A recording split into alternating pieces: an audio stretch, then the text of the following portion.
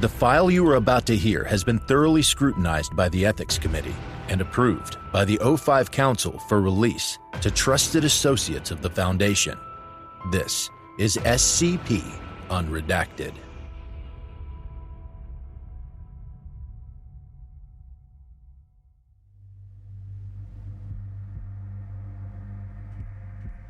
Item number 7898. Level 2 Restricted. Containment Class Safe. Disruption Class Dark. Risk Class Critical. Special Containment Procedures. All 122 existing instances of SCP-7898 are currently held in a specialized atrium habitat in Site-109. Upper atrium windows of the entity's containment are to be uncovered for a minimum of 5 hours per day, adjusted on overcast days to provide the entities sufficient sunlight. Atrium windows are to be covered and the containment area filled with aerosol sedative during blood-sun cycles. Any new instances of the anomaly and -1 are to be incinerated.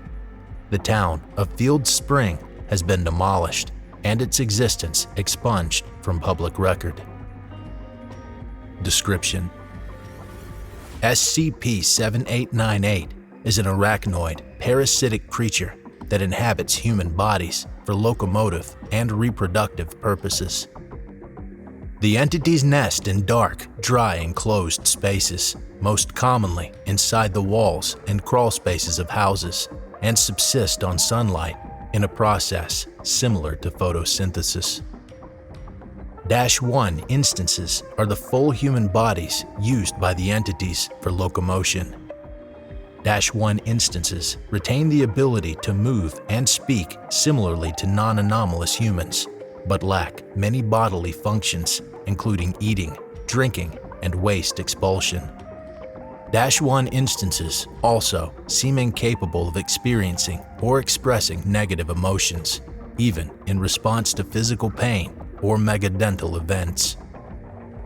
The entities themselves measure between 15 and 25 centimeters in length and typically weigh between 4 and 6 kilograms, depending on the age of the host, with 6 legs visually similar to a spider. While any of the entity's original sensory organs are not visible outside the carpus, observation suggests that the entities navigate using smell and hearing when not attached to a -1 instance. SCP-7898 was originally discovered in the town of Field Spring. There were no survivors.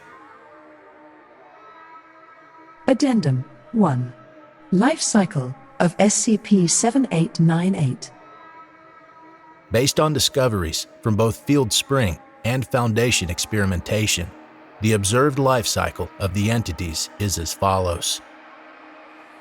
Phase 1. A mature instance will hide within the hollow walls of a building, most frequently a house, where it waits for a suitable host. Phase 2. The instance will break through the drywall from within, grab the head of the host, and use a sharp appendage to implant an egg in the host's ear. Phase 3. The host experiences mental fog, manic episodes, head and neck pain, and neck muscle weakness. Phase 4. The host feels compelled to keep their head inside small, dark places, such as under blankets or in containers. Phase 5. The host will force their own head through a wall. Life signs cease. Phase 6. The host's head rips off at the neck, and arachnoid appendages of a fully mature instance emerge from the mouth, ears, and throat. Experiment log. Experiment.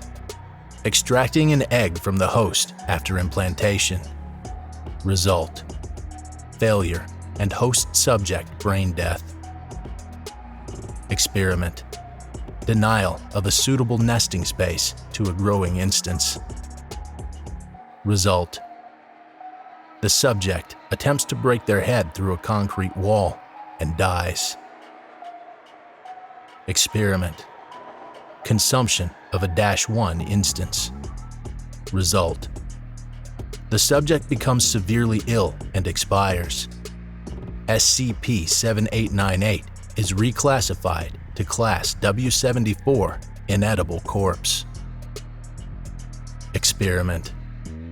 A -1 instance is taken outside during a rending event. Result. The -1 instance increases dramatically in physical strength and infects 2 accompanying personnel before being terminated.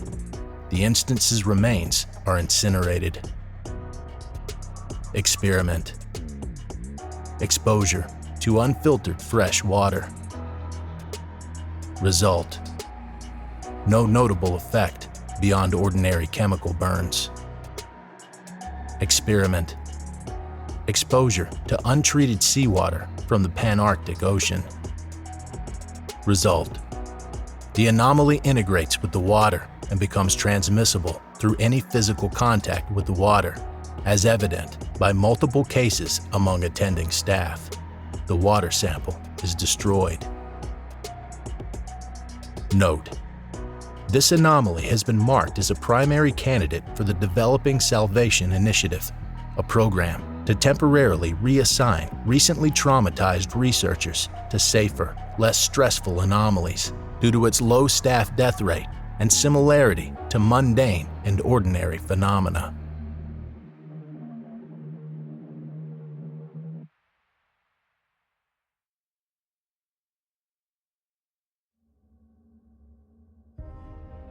Thank you for listening. If you like what you hear, join my Discord community, hire me on Fiverr, or help support me by becoming a patron for as little as $3 a month. Regardless of tier, all patrons get early access to every single episode. The links are in the description. I don't have the talent it takes to write a skip. All I do is read. Original authors make this podcast possible, so credit to the original author. Their links in the description. Show them some love as well. Consider becoming a member of the SCP Wiki. Upvote their work, and maybe write a skip of your own. Maybe I'll read it here someday. You never know if you never try.